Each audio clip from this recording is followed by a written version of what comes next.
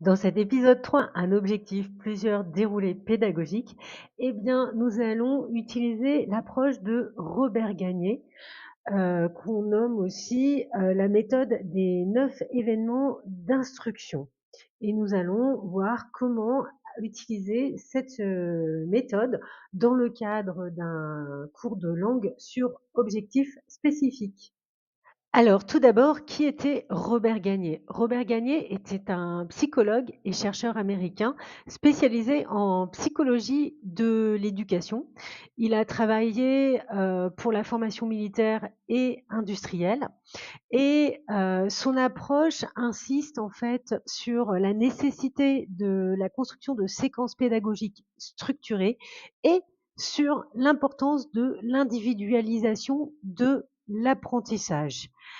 Sa méthode la plus connue est, la méthode des 9 événements et c'est cette méthode que nous allons appliquer à la construction d'un cours de français sur objectifs spécifiques. Alors, en quoi consistent ces 9 étapes? Tout d'abord, l'étape 1 consiste à attirer l'attention. L'étape 2, informer sur les objectifs. L'étape 3, stimuler le rappel des acquis. Étape 4, présenter le contenu.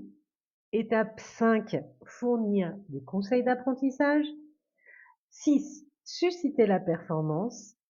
7, faire des feedbacks. 8, évaluer la performance. Et 9, favoriser le transfert. Nous allons voir dans le détail ces 9 étapes à travers une application à la conception d'un cours de français sur objectif spécifique. Nous gardons le même objectif, prendre une commande dans un restaurant. Et nous allons voir tout de suite dans le détail ces 9 étapes. Vous êtes prêts? C'est parti! Tout d'abord, petit rappel de l'objectif de la séance que nous allons préparer.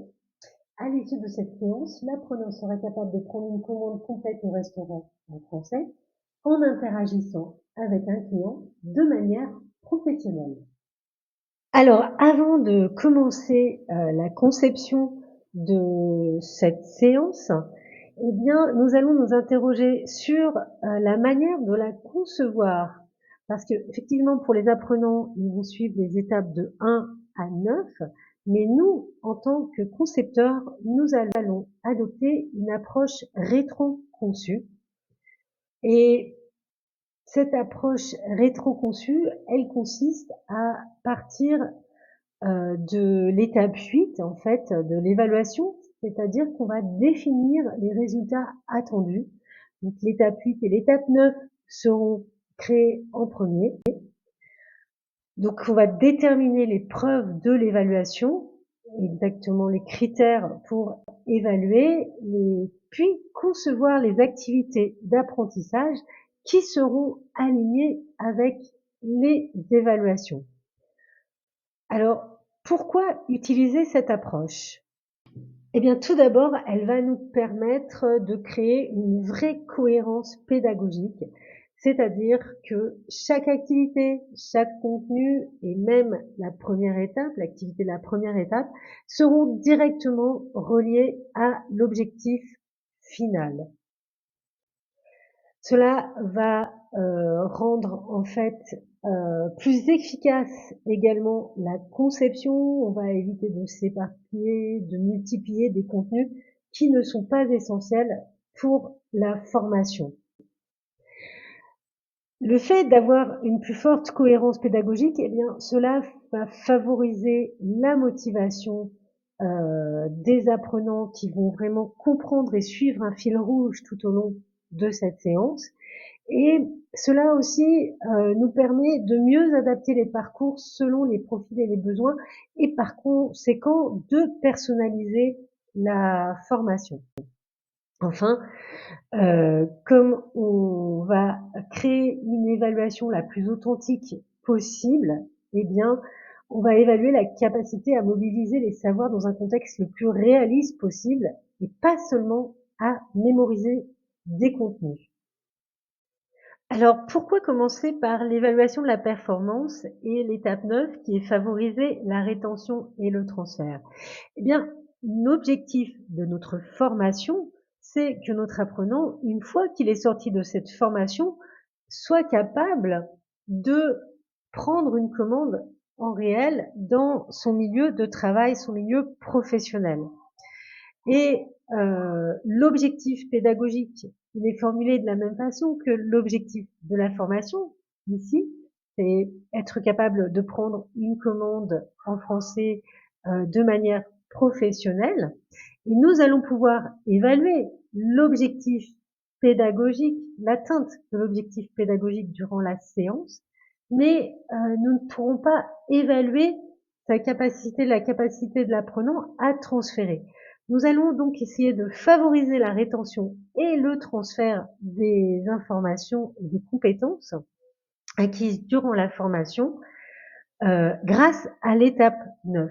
Alors, les stratégies pour favoriser la rétention, eh bien, on en connaît plusieurs déjà, on vous les pratiquez dans vos cours. On a la répétition espacée, on a la variété des supports qui peuvent favoriser cette rétention et on a la production active. On va voir dans le détail tout à l'heure en quoi ça consiste. Et puis, les stratégies pour favoriser le transfert, eh bien, on a la multiplication des contextes d'application, les liens explicites avec la réalité, la mise en situation authentique et le retour réflexif. Alors, concentrons-nous sur l'étape 8 qui est l'évaluation.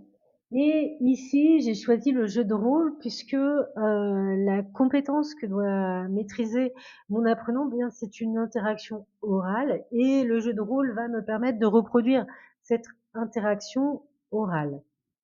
Seulement, je peux avoir plusieurs apprenants, je peux avoir des niveaux différents et je peux vouloir mettre en place plusieurs jeux de rôle à différents moments également pour vérifier que les apprenants ont bien acquis les compétences à différents moments de la séance. Aussi, j'ai choisi de faire un prompt à Perplexity. Ici, j'ai demandé au chatbot eh bien, une progression de jeux de rôle du plus simple au plus complexe. Cela me permettra en fait d'adapter les jeux de rôle en fonction des niveaux, peut-être qui peuvent être différents de mes apprenants durant cette séance également. Et pour apprendre, donc à prendre une commande dans un restaurant.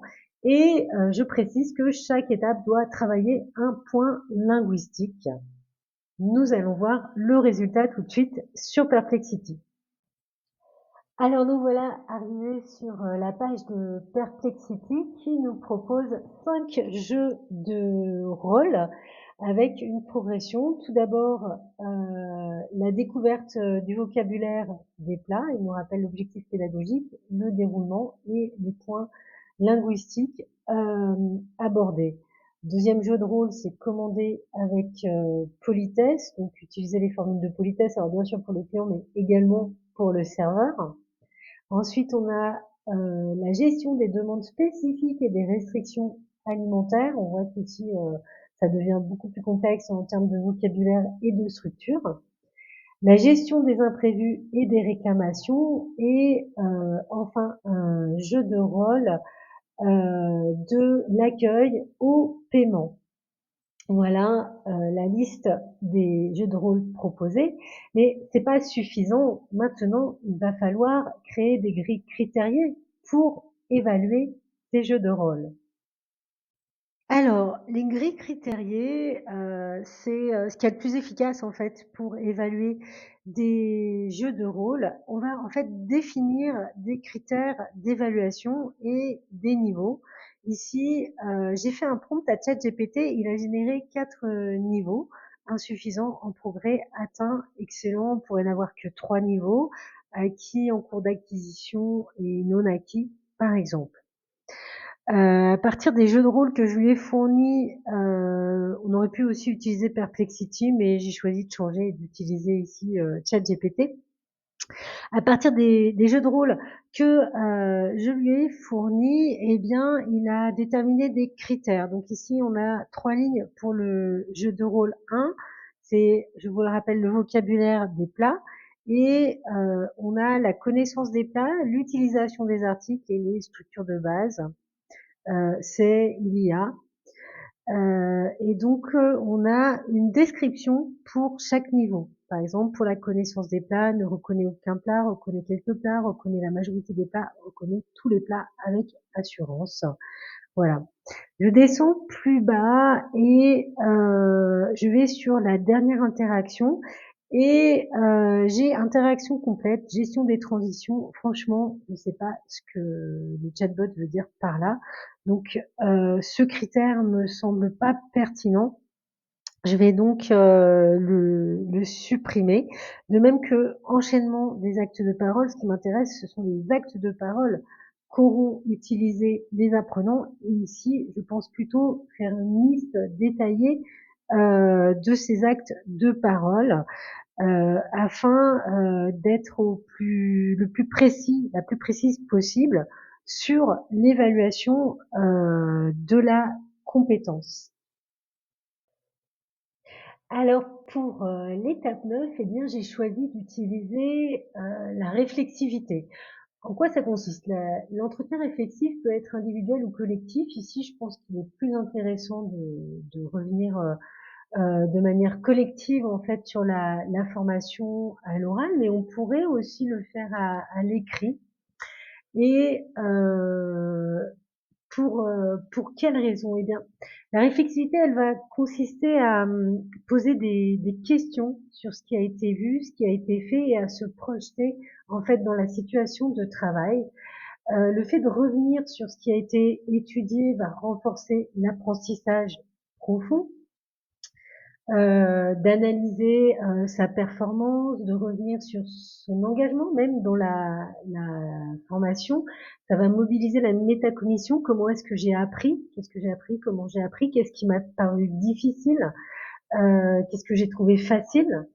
Et puis, donc, ça va permettre de clôturer la formation en créant du lien du début à la fin et de faire le lien avec les objectifs et donc de donner plus de sens à la formation.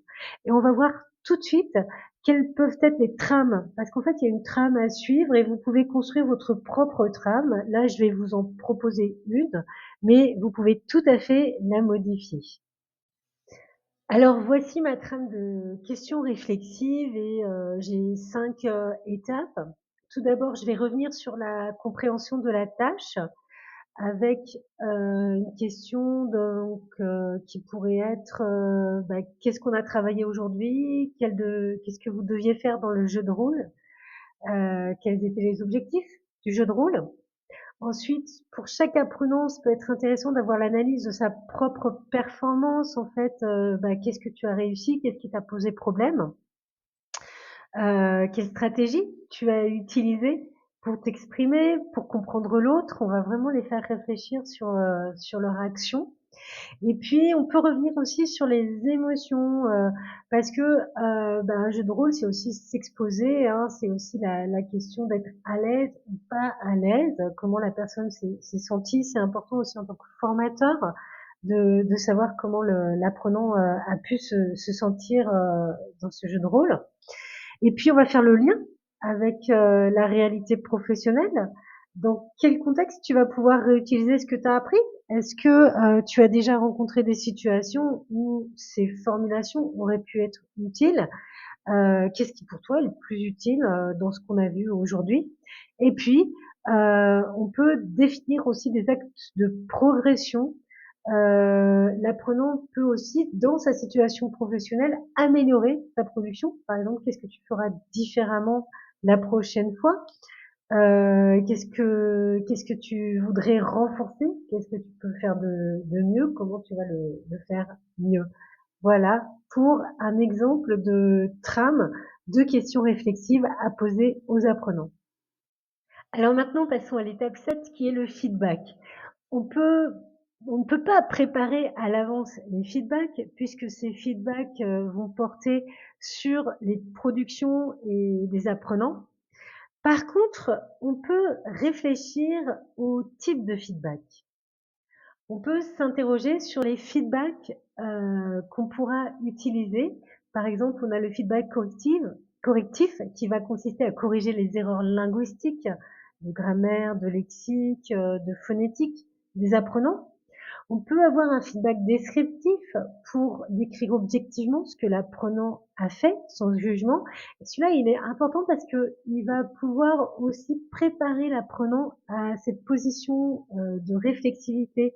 Qu'est-ce que j'ai fait? Comment je l'ai fait? Et à pouvoir analyser son action. On a aussi le feedback qui vise à encourager, à valoriser les réussites des apprenants. Et puis, le feedback peut consister aussi, un feedback formateur, à proposer des pistes d'amélioration.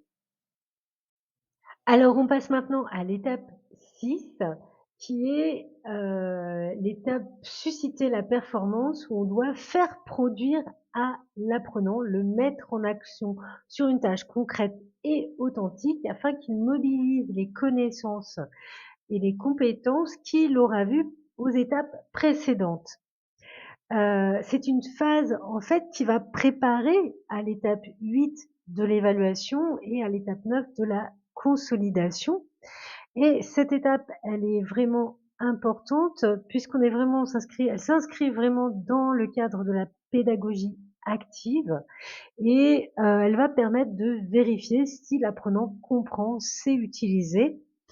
Elle va aussi permettre aux formateurs de construire les feedbacks de l'étape 7 et on va voir qu'elle participe de l'ancrage mémoriel puisque cette phase d'application sur l'objectif prendre une commande dans un restaurant, eh bien, elle va encore permettre d'utiliser, par exemple, des jeux de rôle structurés, peut-être un peu plus courts que ceux qui seront utilisés à l'étape 8. Ça peut être donc des jeux de rôle ici, ou bien des productions écrites de dialogues qui vont permettre aussi à l'apprenant de réutiliser à l'écrit si l'apprenant a besoin de travailler l'écrit également dans cette séance.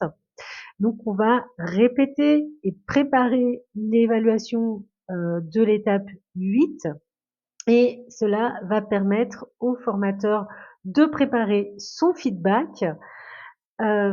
Et comme pour l'étape 8, le formateur peut préparer en amont une grille critériée d'évaluation. Alors l'étape 5, fournir des conseils d'apprentissage, elle se situe entre l'étape 4 et les étapes précédentes où l'apprenant aura acquis des connaissances et l'étape 6 où il va devoir les mettre en pratique. Cette transition, elle est importante parce que elle va apporter à la fois à l'apprenant des outils pour l'aider à apprendre. On est plutôt dans une démarche apprendre à apprendre finalement ici et elle va le rassurer afin qu'il passe à la pratique. Et on sait qu'en langue, passer à la pratique pour certains apprenants, c'est-à-dire s'exposer à l'oral, peut être une source d'anxiété. Voilà. Alors, pour cette étape, on peut utiliser différentes approches. On peut fournir des cartes mémo, par exemple, des cartes de survie, avec des structures types notées sur ces cartes ou les faire rédiger par les apprenants. On peut donner quelques modèles de script également. On peut également donner des conseils stratégiques. Là, on est plus dans la métacognition avec le comment faire si je ne comprends pas une commande, mais proposer des situations justement où c'est difficile et trouver des stratégies pour répondre à ces situations difficiles. Qu'est-ce que je fais si je connais pas un mot? Comment est-ce que je réagis? Quelle peut être ma réaction? Quelle interaction proposer? Ça peut être aussi des activités de repérage guidées pour retravailler sur les structures et les discours. Et puis, très important, c'est aussi une étape où on va continuer à encourager l'apprenant pour passer à la suite. Alors l'étape 4, eh bien, c'est celle que vous connaissez le mieux finalement. Il va falloir préparer le contenu de la formation, le contenu à acquérir. Euh, pour ça, donc notre objectif, je vous rappelle, c'est prendre une commande dans un restaurant, mais il va falloir tout d'abord décomposer. Nous allons donc décomposer en sous-objectifs pédagogiques afin de ne rien oublier. Eh bien, le contenu que nous allons préparer. Un premier sous-objectif relève plutôt du lexique. Il s'agira de connaître les noms des plats, des boissons, les formules du menu, les formules oui, du menu. On a aussi la syntaxe, certaines formules à retenir. Qu'est-ce que c'est sur lesquelles on peut travailler. Certains actes de parole liés à l'accueil du client ou à la proposition, par exemple. Et puis, on peut approfondir certaines situations particulières en travaillant sur encore le lexique ou une approche plus pragmatique par rapport aux refus, aux erreurs. Sur le lexique, ça peut être celui des allergies. Et enfin, on ne va pas oublier la dimension culturelle. Et on va essayer également de travailler sur la compréhension orale, l'expression orale, la compréhension écrite et l'expression écrite.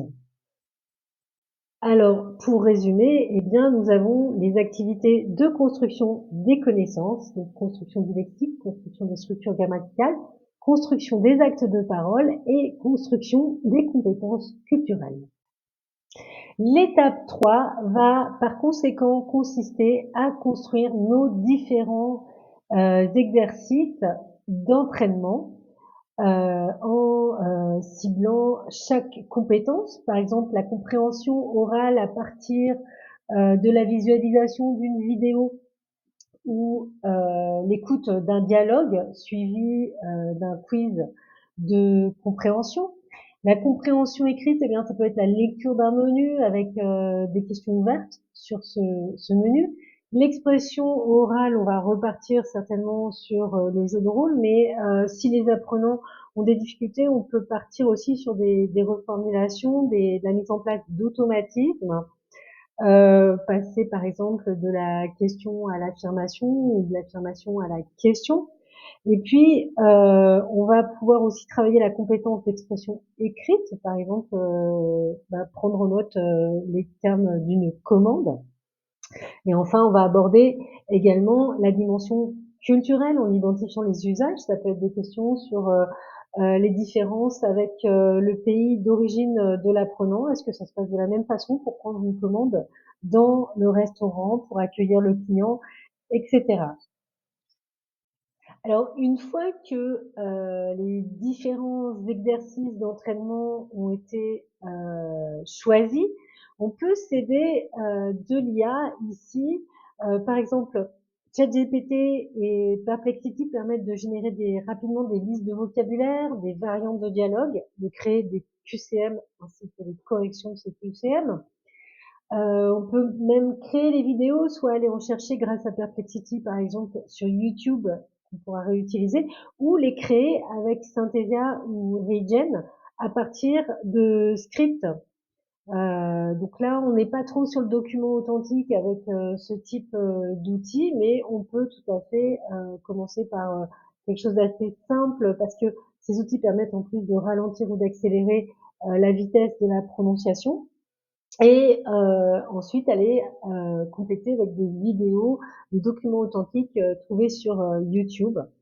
Enfin, on peut utiliser des outils comme Canva pour créer des images ou Geniali pour proposer des quiz plus dynamiques aux apprenants.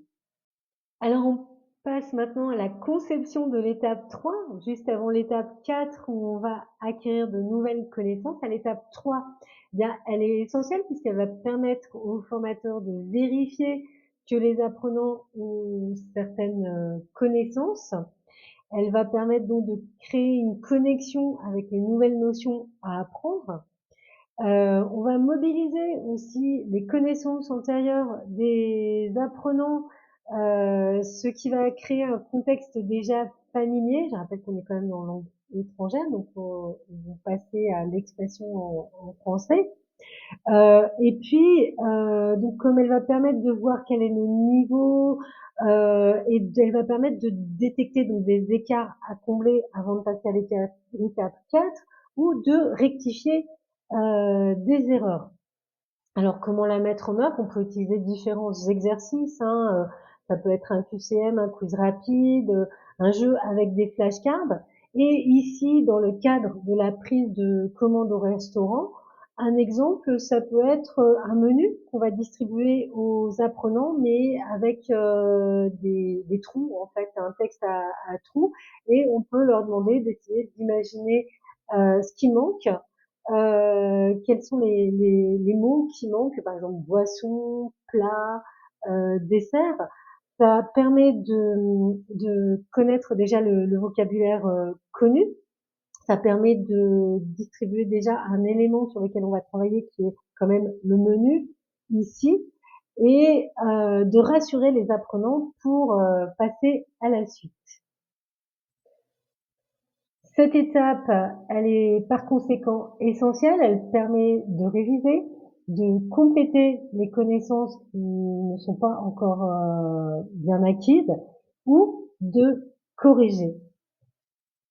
Alors l'étape 2, on est remonté déjà au début de la formation, elle consiste à présenter les objectifs de la séance à l'apprenant. Elle est importante puisqu'elle va donner du sens, hein, pourquoi l'apprenant est là, elle va orienter l'attention. Et c'est aussi l'occasion de favoriser la motivation intrinsèque en renforçant le sentiment d'utilité de cette séance, du contenu, de ce que va étudier l'apprenant, en faisant un lien avec son activité professionnelle. Ici, eh bien, on peut introduire cette présentation par, eh bien, lors de dans votre emploi, lors de vos stages, de vos activités, vous êtes au contact du client et peut-être que vous posez des questions. Est-ce que vous accueillez bien? Est-ce que vous avez peut-être aussi des difficultés avec le client? Tiens, comment cette séance va vous aider à prendre une commande, à faciliter votre travail, à gérer les imprévus? On va pouvoir les anticiper dans cette séance. On peut par conséquent introduire cette séance par aujourd'hui. Nous allons apprendre à prendre une commande dans un restaurant. C'est une situation très fréquente dans les métiers de la restauration. Plusieurs d'entre vous la rencontrent. Et c'est important d'utiliser les bonnes formules de politesse et de savoir réagir à la demande du client. À la fin de cette séance, vous serez capable de dialoguer avec le client pour prendre une commande, comprendre et utiliser le vocabulaire des plats, des boissons, des formules, employer des structures, des formules de politesse et des structures grammaticales utiles pour prendre les commandes et interagir efficacement en contexte professionnel. Nous arrivons enfin à la première étape de la formation, c'est attirer l'attention. Ici, ça rejoint beaucoup pour le formateur de langue, finalement, le brise-glace, où on va susciter l'intérêt, créer de la curiosité à partir d'un élément visuel ou sonore, ou tout simplement d'une question, d'un brainstorming qui va introduire finalement la thématique du cours. Alors, ça peut être un extrait de film, une image décalée de restaurant, ou une question, tiens, qui prend des commandes ici? Est-ce que vous avez est-ce qu'il y a peut-être une situation amusante où le formateur peut également raconter une anecdote qui va susciter par exemple une émotion d'humour et captiver l'attention. Cette étape, elle est essentielle, elle doit rester ludique. C'est pas une étape d'évaluation, hein. C'est juste quelque chose qui doit mettre en lien l'apprenant avec la thématique du cours. Nous arrivons maintenant au terme de cette vidéo et vous avez maintenant pris connaissance des 9 étapes de la méthode de Robert Gagné appliquée à la langue sur objectifs spécifiques et je ne peux que vous encourager à expérimenter cette approche avec vos propres cours.